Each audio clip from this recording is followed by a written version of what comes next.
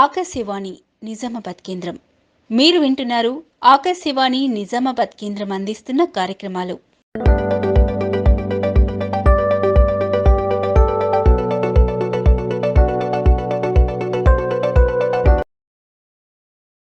శ్రోతలందరికీ శుభోదయం. ఈరోజు మనకు మన శ్వాస ప్రక్రియని ఒక క్రమ పద్ధతిలో పెట్టే ప్రాణాయామం గురించి వివరించడానికి యోగా రామచంద్ర గారు మన ఆకాశవాణి స్టూడియోలో ఉన్నారు.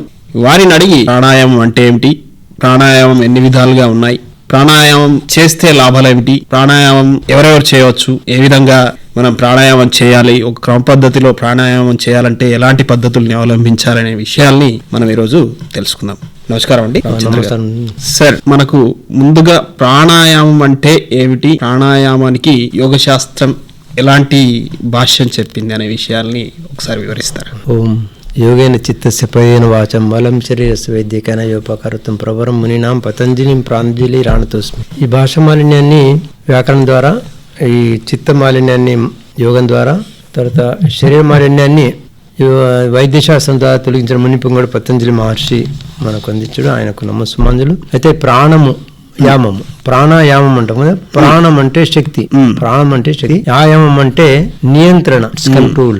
ప్రాణాన్ని నియంత్రించే శక్తి కలిగి ఉండాలి. అందరికీ ప్రాణం ఉంటుంది. పిల్లలకు ఉంటుంది, వయస్సున్న వాళ్ళకు ఉంటుంది, వృద్ధులకు ఉంటుంది ప్రాణం. కానీ శక్తి ఆయా విధంగా ఉంటుంది. పిల్లలకు ఎక్కువ ఉంటుంది, వయస్సున్న వాళ్ళకు ఉంటుంది, తర్వాత ఓల్డ్ ఏజ్ ఉన్న వాళ్ళకు తగ్గిపోతుంది. ఆ ప్రాణశక్తి పెంచుకోవడానికి చేసే సాధనే ప్రాణాయామం. ప్రాణాయంలో తస్మి శ్వాస ప్రశ్వాస యోర్గతి విచ్ఛేద ప్రాణాయామం అంటే శ్వాసగతులు జరుగుతుంటాయి, నిరంతరం జరుగుతుంటే శ్వాస లేకుండా మనము ఒక నిమిషం కూడా ఉండలేం. ఆ శ్వాసలు జరిగే పద్ధతి మనం గమనించకుండా నడుస్తుంది. అయితే దీన్ని మనం శ్వాసను గమనించి దాన్ని ఒక పద్ధతి ద్వారా నిష్పత్తి పద్ధతిలో నడిపించడం, తీసుకోవడం, వదలడం, అది దాన్నే ప్రాణాయామం. తెలుసుకోవడం, శ్వాసను గమనించడం ప్రాణాయామం, శ్వాసను నియంత్రించే శ్వాస ఒక నిష్పత్తి పద్ధతిలో నడిపించడం కూడా ప్రాణాయామం. అవును. ఇంకో చాలా విషయాల్లో యాక్చువల్లీ ప్రాణాయామం యుక్తైన సర్వ రోగ క్షయభవి. ప్రాణాయామం ద్వారా అన్ని రోగాలు క్షీణిస్తాయని, తొలిపోతాయని మనకు శాస్త్రం తెలుపుతుంది. ఎందుకంటే ప్రాణం ఆక్సిజన్ లోపల ఉన్నప్పుడు ఇంకా నెగిటివ్ లేకపోయే అవకాశం లేదు, కాబట్టి నెగిటివ్స్ లేనప్పుడు అనారోగ్యం ఉండే అవకాశం లేదు, except accidental difference, accidental cases. ఇంకా ప్రత్యర్థన విధానాభ్యావ ప్రాణస్య అని, ప్రత్యర్థన విధానాభ్యావ ప్రాణస్య అని యోగ శాస్త్రం చెప్తుంది పతంజలి మహర్షి. అంటే పూరకము, కుంభకము, రేచకము. పూరకము, కుంభకము, రేచకం వల్ల మనస్సు ప్రశాంతమైన స్థితికి, ప్రసన్నమైన స్థితికి చేరుకుంటుంది అని భావన. అంటే ఇది సహజంగా నిజానికి ప్రాణాయామం అంటే రాజయోగంలో ఇది నియమాసన ప్రాణాయామ ప్రత్యాధారణ ధ్యాన సమాధి రాజయోగం. అందులో యోగ శాస్త్రంలో పతంజలి మహర్షి యొక్క నిర్వచనం ఇది. అయితే ఇంకా మనము తెలుసుకోవాలంటే దయ్యంతే ధ్యాయమానానాం ధాతూనాం అని ఒక మనుష్య శాస్త్రం ఏం చెప్తుందంటే, ఒక స్వర్ణం ఆభరణని అగ్నిలో వేస్తే ఏమవుతుంది? కరుగుతుంది. దాంట్లో మలినాలన్నీ తొలగిపోతాయి. అట్లాగే ప్రాణాయామం ద్వారా మనసులో ఉండే మలినాలన్నీ తొలగిపోతాయి. తెలియవాతే చలం చిత్తం నిశ్చలం భవేత్ అని. తెలియవాతే చలం చిత్తం నిశ్చలం భవేత్ అంటే వాయువు ఏదో విధంగా నడుస్తుందో దాని వెనక మనసు నడుస్తుంది. శ్వాస నడిచే పద్ధతిని బట్టే మనసు ఉంటుంది. ఒకసారి చూడండి, మరి మా ఆస్తమా ఉంటారు కదా, దానికి చాలా స్పీడ్ వెళ్తుండే వాళ్ళకు ధైర్యం ఉండదు, మనసు నిశ్చలంగా ఉండదు. శ్వాస వేగంగా ఉన్నప్పుడు మనకు కూడా అంతే. ఇప్పుడు ఒకసారి కోపం వచ్చినప్పుడు శ్వాస వేగంగా ఉంటుంది, మనసు చంచలం ఉంటుంది. నిశ్చలమైన మనసు కావాలంటే ప్రాణాయామం ఆధారం. డైరెక్ట్ నేను ధ్యానం చేస్తా అంటే కూడా అది యాక్చువల్లీ చేయొచ్చు, చాలా మంది చేస్తుంటారు, కానీ దాన్ని నిలపడానికి శక్తి ఉంటుంది. చంచలతను తగ్గించుకోవడం. చాలా మంది ఇక్కడ కళ్ళు మూసుకొని కూర్చుంటారు, ఆ మనసు అంతా బయట తిరుగుతుంటుంది. అది ప్రాణం ద్వారా జరుగుతుందంటే దీనికి ఒకటి మనకు చెప్పింది, అంటే యథా సింహ గజ వ్యాఘ్ర అంటే సింహాన్ని, ఏనుగును, క్రూరమైన మృగాలను అతను ఏ విధంగా శిక్షణలోంచి దానికి శిక్షణ ఇస్తాడో నిదానంగా, ఒకవేళ శిక్షణ ఇచ్చేవాడు కనుక తొందరపడితే వాటికే ప్రమాదం ఆయన. అట్లాగే ప్రాణాయామం ద్వారా ప్రాణాయామం చేసేవాళ్ళు నిదానంగా ఒక పద్ధతి ప్రకారంగా ఏమాత్రము పొరపాటు జరిగినా అది దానివల్ల నష్టం ఏర్పడుతుంది. యాక్చువల్లీ ప్రాణాయామంలో నిటారుగా ఉండడం, స్పైనల్ కార్డ్, వెనుపు, మెడ, తల చాలా చక్కగా ఉండి ఎంత ఏ విధంగా తీసుకోవాలి, ఏ విధంగా వదలాలి, చాలా మటుకు మనం చెప్పకూడదు. కానీ చాలా మటుకు శ్వాస తీసుకోవడం వదలడం నిష్పత్తి పద్ధతిలో పాటించకుండా ఉన్న వాళ్ళకు నష్టం కూడా చాలా మందికి జరిగింది. నాకు నా నోటీస్లోకి వచ్చింది. కాబట్టి ఒక శబ్దం లేకుండా శ్వాస తీసుకోవడము, శబ్దం లేకుండా వదలడము, ఆపడం అంటే ఎవరు ఆపాలి, శ్వాస ఆపడం కూడా ఎవరు ఆపాలి అంటే బీపీ లేకుండా, హార్ట్ లేకుండా, ఇంకా డిఫరెంట్ ఆఫ్ డిజార్డర్స్ లేని వాళ్ళు శ్వాస కుంభకం కూడా శక్తిని మించి చేయొద్దు. శక్తిని మించి చేయకుండా ఉంటే మంచిది. తర్వాత మనకు చాలా వాటిలో ఇది ఏంటంటే ఇక భగవద్గీతలో ఏం చెప్పిండ్రు, యాక్చువల్లీ ఇంకా యోగ శాస్త్రం అయితే ప్రాణో మాత, ప్రాణో పిత, ప్రాణో భ్రాత, ప్రాణో ఆచార్య, ప్రాణో బ్రహ్మ. ప్రాణమే తల్లి, ప్రాణమే తండ్రి, ప్రాణమే సోదరుడు, ప్రాణమే ఆచార్యుడు, ప్రాణమే బ్రహ్మ అని చెప్తున్నాడు. 3 లోకాలు ప్రాణం పైన ఆధారపడినాయి. 3 లోకాలు ప్రాణం పైన ఆధారపడినాయి.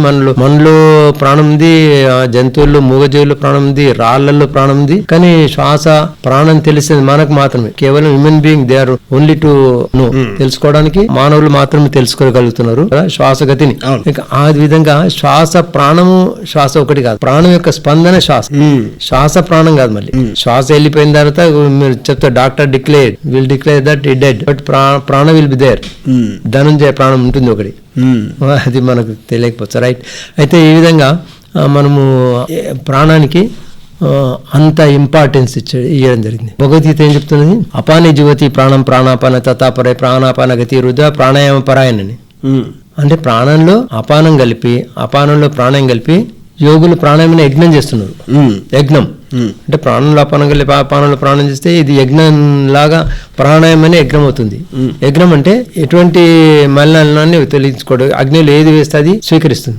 అట్లా మనము మనసు ప్రాణంలో ప్రాణం మనసులు కలిసినప్పుడు మనసులో ఉండే మలినాన్ని తొలిపోతాయి. ఎక్కడైతే ఇప్పుడు దినమంతనేమో మనసును ప్రాణం అనుకరిస్తుంది దినమంతా రోజంతా. కానీ ప్రాణాయామం చేసేటప్పుడు ప్రాణంలో మనసు విలీనమైపోతుంటే ప్రాణం యొక్క స్థితి అంతటా ఉంది, కాలానికి అతీతమైంది. కానీ మనం ప్రాణాన్ని కనుక మనం అనుకూలంగా వేసుకొని తర్వాత సరైన పద్ధతిలో ప్రాణాయామం చేయగలిగితే మనం మన యొక్క జీవిత లైఫ్ స్పాన్ పెంచుకునే అవకాశం ఉంటుంది.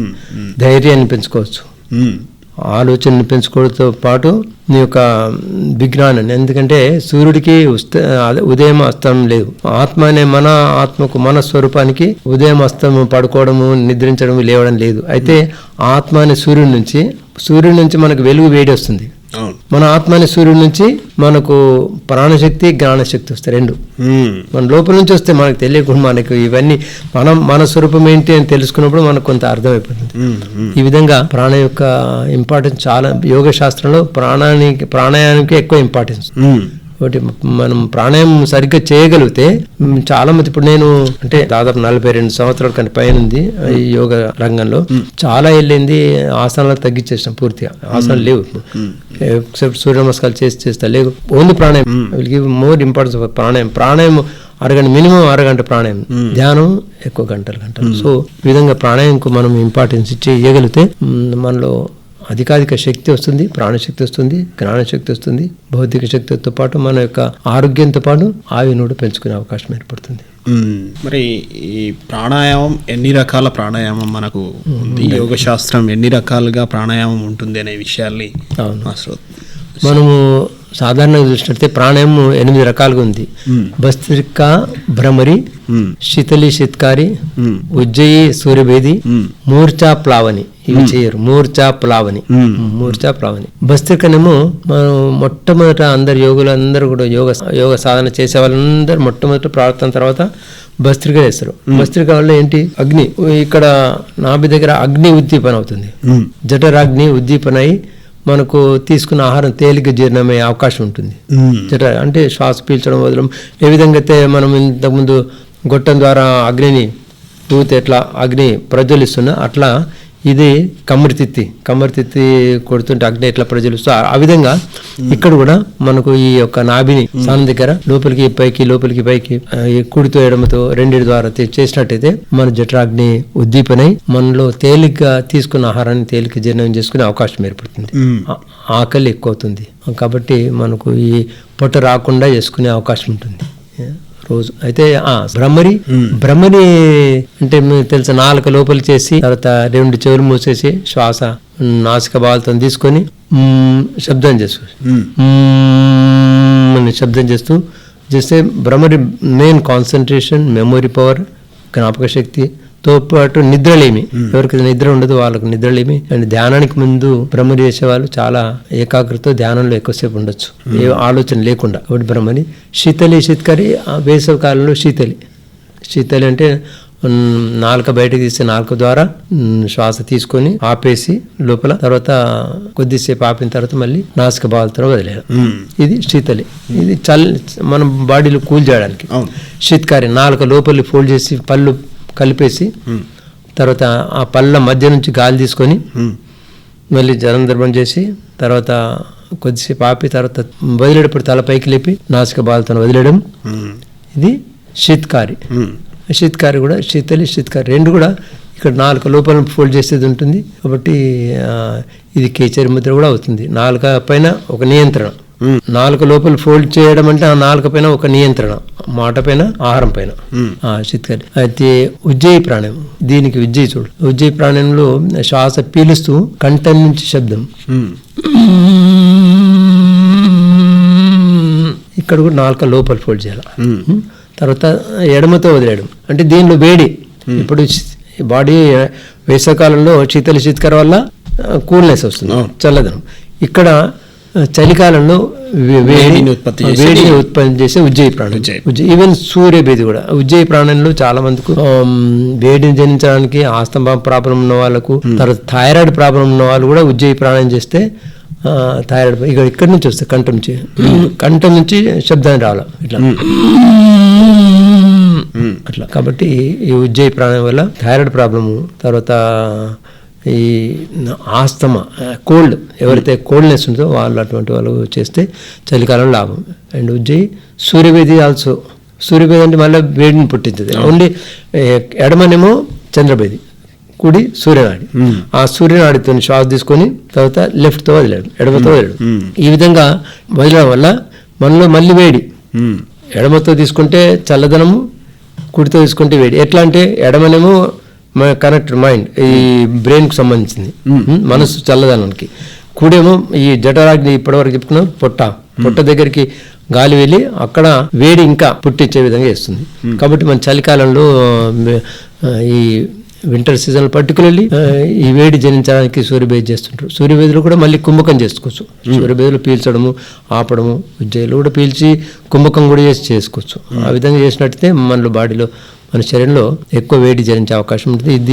ఇదిగా మూర్ఛ ప్రాణాయామం అంటే శ్వాస పీల్చుకొని ఆపి కొద్దిగా తలపైకి లేపి ఆపేసి ఆకాశం చూడు, కళ్ళు తెరిచి ఉంచడము, అనేక రకాలు చేస్తున్నాడు. మూర్ఛ అంటే ఎక్కువసేపు ఆపి ఉంచడం, శ్వాసను ఆపి ఉంచడం, కళ్ళు తెరిచే ఉంచాలి.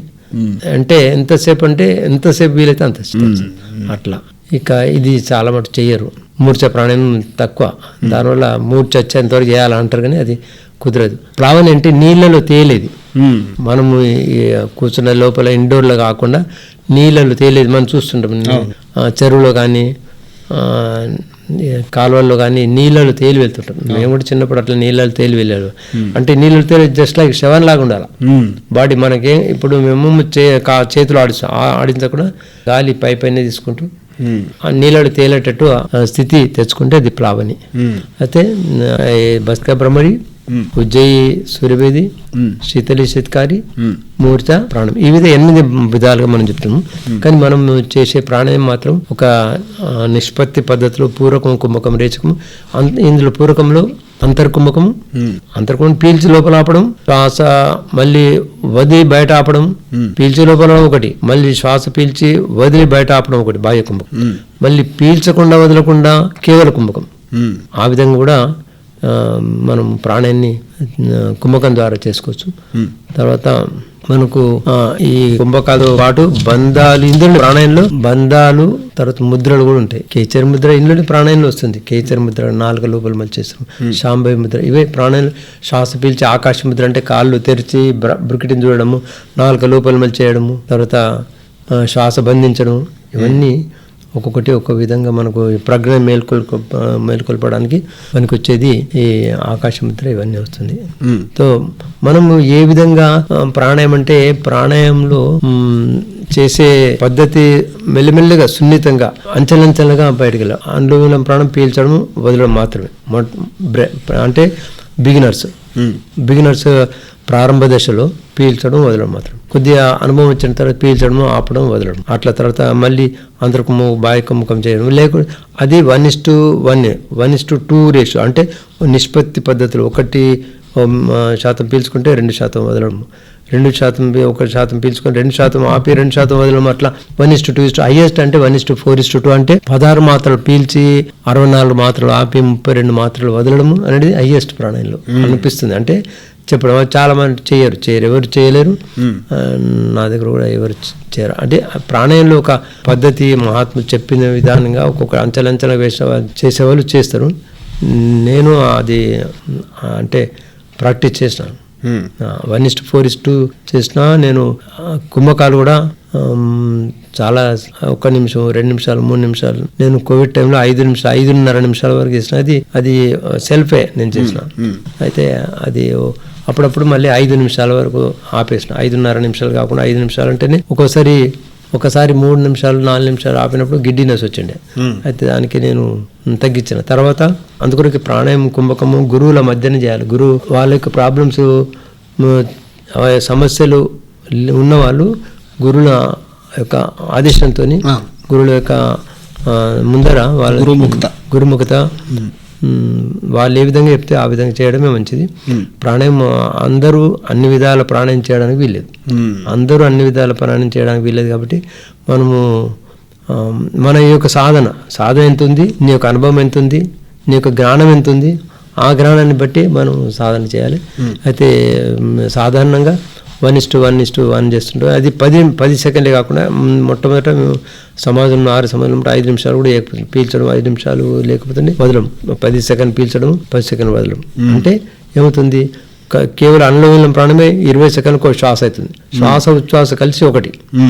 భగవంతుడు మనకి ఇచ్చిన శ్వాసలు నిమిషానికి 15, ఒక గంటకు 900, ఒక రోజుకు 21,600 శ్వాసలు మనం తీసుకుంటే 100 సంవత్సరాలు బతకచ్చు. అయితే మనము దాన్ని ఏ విధంగా ఉపయోగించుకుంటాం అనేది. అయితే మనం ప్రాణాయామం ద్వారా ఏమవుతుందంటే కేవలం ఇది ఇనిషియల్గా 10 సెకండ్లు పీల్చి 10 సెకండ్లు వదిలితే 20 సెకండ్లకు శ్వాస అయితే నిమిషానికి 3 అవుతున్నాయి. 15 బదులు 3 తీసుకుంటే 9 మనకు సేవ్ అయినట్టు. అట్లా మనము ఇంకా ముందుకెళ్తే 15 సెకండ్ పీల్చి 10 సెకండ్లు పీల్చి 10 సెకండ్లు ఆపి 10 సెకండ్లు వదిలితే 30 సెకండ్కి ఒక శ్వాస అవుతుంది. అంటే నిమిషానికి 2. అట్లా మేము ఇంకా 10 సెకండ్ల బదులు 15 సెకండ్లు పీల్చడం అనుకో, రోజు చేసేది మేము 15 సెకండ్లు పీల్చి 15 సెకండ్లు ఆపి 15 సెకండ్లు వదిలి 15 సెకండ్ బయట నిమిషానికి ఒక శ్వాస. ఆ విధంగా మనము ఈ అటువైపులు ఏంటంటే భగవంతుని మీరు శ్వాస భగవంతుని ఏంటంటే నువ్వు శ్వాసలు ఎన్ని ఇచ్చినావు, నేను ఎన్నే ఖర్చు పెట్టినావు. ఇప్పుడు తల్లిదండ్రులు నీకు 100 రూపాయలు ఇచ్చినకు నీకు 5 రూపాయలు ఖర్చు పెట్టి 95 రూపాయలు ఇస్తే ఆయనకు వాళ్ళకు సంతోషమా కోపమా? సంతోషం. అయితే భగవంతుడు నేను ఇచ్చిన శ్వాసలు ఎన్ని, మరి వీళ్ళు ఇంతే ఖర్చు పెట్టుకుంటుంటే సంతోషపెట్టడానికి ఇదంతా చేసేది. అయితే నీ బాడీని కూడా ఆసనాల ద్వారా ఎక్కడ కూడా ప్యూరిటీ ఉండేటట్టు నీకు శుద్ధంగా ఉండేటట్టు చేసే ప్రయత్నమే ఇదంతా సాధన ఒక భాగం. మరి ఈ ప్రాణాయామ రకాలు మీరు వివరించారు. మరి ప్రాణాయామ రకాలని బట్టి ఎవరెవరు ఎట్లాంటి ప్రాణాయామం చేయాలి, మనకు ఏ రకమైన ప్రాబ్లమ్స్ ఉన్న వాళ్ళు, కొన్ని జబ్బులు ఉన్న వాళ్ళు ఎలాంటి ప్రాణాయామం చేస్తే వాళ్ళకి ఆ జబ్బులు నయమయ్యే అవకాశం ఉంటుంది? జబ్బులు సపోజ్ ఆస్తమా ఉన్నదనుకో, ఆస్తమా అంటే కోల్డ్ ఉంది, ఆస్తమా ఉంది, వాళ్ళు సూర్యభేది ఉజ్జయి ప్రాణాయామం అటువంటి చేయాలి. అంటే శీతకారి చేయొద్దు, వాళ్ళు అసలు చేయొద్దు. సింపుల్ అనులోమ ప్రాణాయామం చేసుకోవచ్చు. వాళ్ళ శక్తి ఉంటే కుంభకం చేసుకోవచ్చు. అంటే వాళ్ళకి బీపీ అటువంటివి లేకపోతే, కేవలం కోల్డ్ అయితేనే. ఇక బీపీ ఉన్న వాళ్ళు కుంభకం చేయొద్దు, హార్ట్ ఉన్న వాళ్ళు కుంభకం చేయొద్దు. అండ్ డిఫరెంట్ వీక్నెస్ ఉన్న సపోజ్ కొందరు మెంటల్గా చాలా ఇది ఉంటే భ్రమరి ప్రాణం చేయొచ్చు. భ్రమరి బ్రెయిన్కు మనము ఉపయోగపడేటి.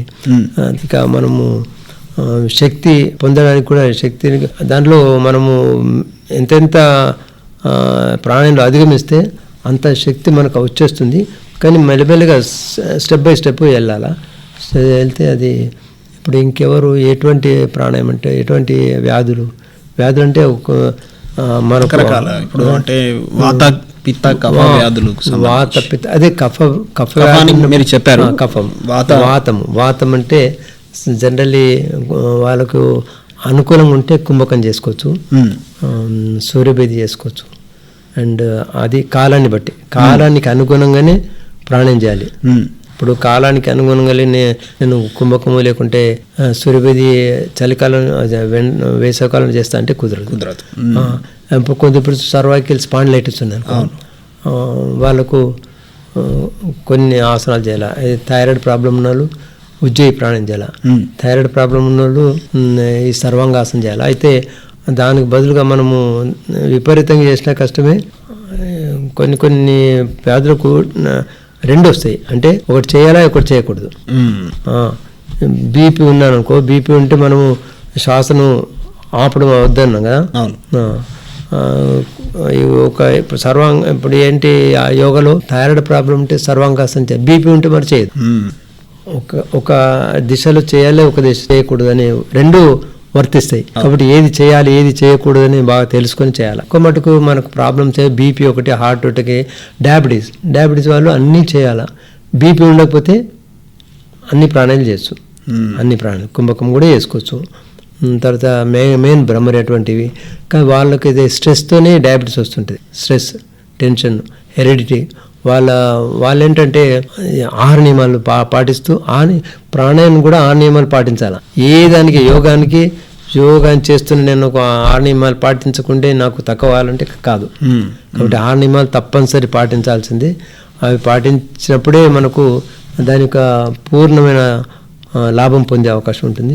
అయితే ఇందులో ఒక ప్రాణం అంటే ఒకటి ప్రాణం వదలదు మనం. ఒకటి ప్రాణం ఎన్ని ప్రాణాలు ఉన్నాయి? పంచ ప్రాణాలు.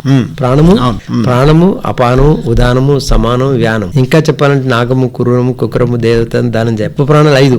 ప్రాణం అంటే ప్రాణం తీసుకునే ప్రాణం, ఇది ప్రాణశక్తి. బయట నుంచి శ్వాస తీసుకునే ప్రాణం. వదిలేది అపానం. ఉదానం అంటే ఇట్లా మింగేది. ఉదానం అంటే మింగడానికి, తీయడానికి ఉదానం. సమానం అంటే తీసుకున్న ఆహారం జీర్ణం చేయడానికి. వ్యానం అంటే సర్క్యులేషన్ సిస్టమ్, మొత్తం బ్లడ్ వాయు సర్క్యులేషన్, బ్లడ్ సర్క్యులేషన్ అంతా చేయడానికి వ్యానం. 5 రకాలుగా పనిచేస్తున్నాయి కదా. ఈ 5 రకాలు ఏమాత్రం అన్నిటికీ మనము ఏ విధంగా మనము స్పందిస్తున్నాము, అన్ని ప్రాణాయం సరిగ్గా చేస్తున్నామా లేదా అని ఆలోచిస్తే, సరిగ్గా ప్రాణాయం మనం ఆచరిస్తే అన్ని ప్రాణాయం. దాంతో పాటు అపానంలో ఉప ప్రాణాలు నాగము, క్రూరము, కుక్రము, దేవదత్తము, ధనంజయ. 5 నాగం, క్రూరము, దేవదత్తము, ధనంజయ. అంటే కళ్ళు రెప్పలు వాల్చడానికి, కళ్ళు నిలిచిపోయినంటారు చురుకుందరు. అండ్ తర్వాత ఇది త్రేపులు, తుమ్ములు, ఎక్కిళ్ళు, ఇవి 4 అయిన తర్వాత ధనంజయ ప్రాణం ఒకటి ఉంటుంది చివరి. ధనంజయ ప్రాణం ఆఫ్టర్ డెత్ ఆల్సో అది అక్కడే ఉంటుంది. ధనంజయ డ్యూటీ ఏంటంటే డెడ్ బాడీ మొత్తం కొలాప్స్ చేయడానికి. ధనంజయ ప్రాణం ఎప్పుడు అవుతుందంటే మొత్తం అయిపోయిన తర్వాత అది వెళ్ళిపోతుంది. ఈ ఉప ప్రాణాలు అన్ని మనం ఏ ఒక్కటి సరిగ్గా ఎక్కడి లోపు వచ్చినా దాని యొక్క ప్రాణం యొక్క దాని రిజల్ట్ మనకు చూపిస్తుంది. ప్రాణమే. అపానం అంటే మనకు తెలిసిపోతుంది గ్యాస్ ట్రబుల్. ఆ గ్యాస్ ట్రబుల్ని యొక్క వ్యవహారంలో ఆహార నియమాలు సరిగ్గా పాటించడంలో నీకు దానికి గౌరవం ఇవ్వట్లేదని తెలుస్తుంది. ఇప్పుడు ప్రాణాలు, పంచభూతాలు కూడా మనం గౌరవించాలి నిజంగా. పంచభూతాల కంటే భూమికి ఆహారం నువ్వు ఎంత అవసరమో అంతే తీసుకుంటే నీకు భూమికి గౌరవించినట్టు. భూమికి ఏదో నేను సేవ ఇస్తున్నట్టు కాదు.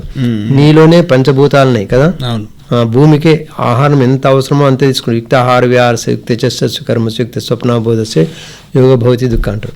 అయితే ఆహారం ఎంత అవసరమో అంత తీసుకుంటే నీకు భూమిని గౌరవించడం. జలం, నీళ్లు ఎంత అవసరమో అంత తీసుకోవడం వల్ల నీటి గౌరవించడం. అయితే ఇది భూతత్వం, జలతత్వం. ఎక్కడ? మూలాధారం, స్వాదిష్టాన చక్రం. తర్వాత మణిపుర చక్రం, అగ్నిని తప్పనిసరి మనము అగ్ని వెలిగిస్తుంటాం రోజు ఇంట్లో. అట్లా ఈ ఇంటిలో అగ్నిని ఎప్పటికప్పుడు తగ్గకుండా చూసుకోవాలి. అగ్నితత్వం సమానంగా ఉండాలి అన్ని. అది తగ్గకుండా చూడాలంటే ఎవరు యోగులకు మాత్రం సాధ్యమైతే భస్త్రిక వల్ల. అది మనము పొయ్యిలో అగ్ని ఉంటుంది, గొట్టంతో ఊపినప్పుడు అది ఎక్కువ అవుతుంది. కమ్మరితిత్తి ఇట్లా కొట్టినప్పుడు ఎక్కువ అవుతుంది. అట్లాగే ఈ భస్త్రిక పొట్ట దగ్గర ఉండే అగ్నిని ఉద్దీపన చేయడానికి పొట్ట లోపలికి పైకి అయినప్పుడు అది అగ్నితత్వం. మరి వాయుతత్వం ఏంటి?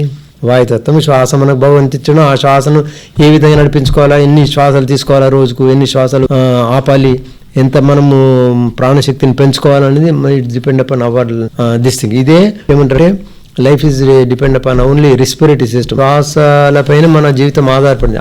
ఆయు కాదు, శ్వాసలపైనే మన జీవితం ఆధారం. అందుకని శ్వాసను మనం తగ్గించుకోవాలా, పెంచుకోవాలా. తగ్గించుకుంటే లైఫ్ పెరుగుతుంది. ఖర్చు అయిపోతే తండ్రి కొడుకులు, ఇద్దరు కొడుకులు కోటి రూపాయలు ఇచ్చిండు ఆస్తి అనుకో, ఒకడు ఖర్చు చేసుకుంటాడు, ఒకడేమో దాన్ని వృద్ధి చేసుకుంటాడు. అట్లాగే మనకు అందరు భగవంతుడు అన్ని విధాల శ్వాసలు మాత్రం ఇచ్చిండు, ఆయువు కాదు. ఆ శ్వాసలు ఇచ్చిండు. ఈ శ్వాసలు ఏ విధంగా ఖర్చు చేసుకుంటావు నీ ఇష్టం. ఆ శ్వాసను మనం ఈ ప్రాణాయం ద్వారా మనము చేస్తున్నాం. ఇది దీనికి మనం గౌరవించడం. వాయుతత్వానికి ఇక్కడ ఉంది వాయుతత్వం. ఆకాశతత్వం ఏంటి? వాట్ ఇస్ ఆకాశం? స్పేస్. మీ ఎప్పుడు కూడా స్పేస్ మనలో ఉండాలి. అక్కడ స్పేస్ లేకుండా మనం తినేప్పుడు ఇంతవరకు తింటే మరి ఎక్కడ ఎవరికే గౌరవించినట్టు కాదు. పంచభూతాలు పీకల వరకు అంతే, పీకల వరకు మ్యాక్సిమం ఇంకా పట్టనట్టు తింటారు చూడ, అది తప్పు, చాలా తప్పు. అయితే మనం చూస్తుంటే మిక్సీలో అన్ని వేసి ఏమాత్రం నీటికి స్థానం లేకుండా, గాలికి స్థానం లేకుండా స్టార్ట్ చేస్తే అవుతుంది కాదు కదా. అదే ఇది కూడా మిషనే. ఇదే ఈజ్ నాట్ బాడీ అనేది ఒక వెహికల్ లాంటిది.